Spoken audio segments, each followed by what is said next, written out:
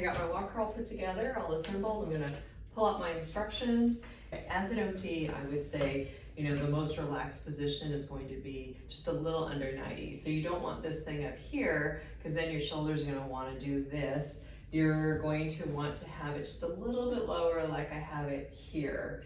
And, you know, all those adjustments were just like when you saw me putting it together. If it's too high or too low, just take this whole thing apart and just push that one in and retighten it. Looks like I can go down at least one more, and I think I remember seeing at least 5 or 6 holes so it could come up.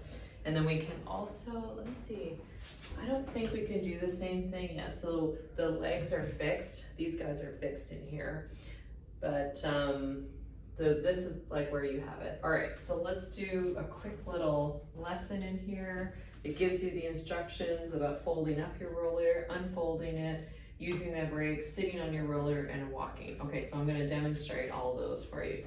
So folding up your rollator, what you wanna do is you're gonna lift the seat up like this, and then you're gonna pull up. Usually I pull this one here, so that you see how there's like a little crossbar in there, just pull it, pulls all the way up like this, and then you can take it, put it in the car. It's a little heavy, but you know, these things are usually a bit heavy because of the wheels and everything. Okay, so let's say you get to your destination, you put it down, push on the crossbar downwards. Let's see here. So push on it. I'm gonna put it back into its little hook thing there. Seat down. Okay, and here you have it. Okay, all right. So brake operation right here. You're gonna push it down. I would just make sure, yes, that's pretty good in there. And actually I saw that there was there's a little flyer in here, and it says the handbrake system's fitted for the manufacturer quality standards. So they're adjusted to preset best performance settings, but you can adjust the handbrake system from time to time as they wear out with normal use. So it says here that if you hold it firmly, one side firmly in place, okay, it's this little thing down here.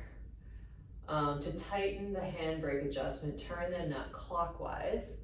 So if you want it a little bit tighter, and if you want it a little looser, you turn the nut counterclockwise. Okay, so it's this little guy here. And most of the time when rollators have, you know, a few years on them and they're starting to be a little wobbly, a lot of durable medical equipment stores are happy to have you bring it in, and they will check everything, make sure everything works, oil, whatever it is. It's usually a very minimal charge, and if you bought it there, sometimes they'll even do it for you for free.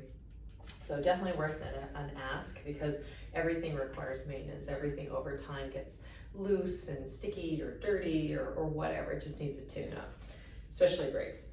Okay, all right, brake operation, sitting on your rollator, yes. So make sure your rollator's on a level surface.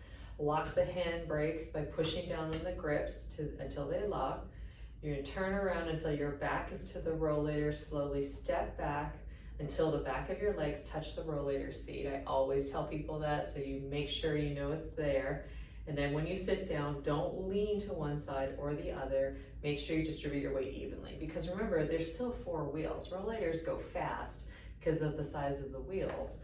And because they're on casters, they also turn left and right. So you want to be really careful. So you're going to back up, put your hands here. My legs are touching the back of it, and then I'm going to sit directly onto it, okay? So what they're saying is, don't lean to one side. And you see how it wanted to go that direction. Okay, those are the kinds of things that will make people think, oh, it feels uncomfortable or scary. Let's see here. So if I was going to a public bathroom, what I would do is, if the toilet was right there, let's think here, yep. So I would basically open the door and be able to go directly in. Open this up. So my wipes and everything would have been preloaded already in there. Put my brakes on as soon as this is like level in the right spot. Same thing, you're gonna back up, sit down onto the toilet. Great, awesome. And then you would go, lean forward. This is how I teach people to get up and down. Nose over toes, push up, stick your bottom up in the air. So straight up again, okay? Remember, no pushing, twisting, doing these kind of weird things in there. All the way up, turn around.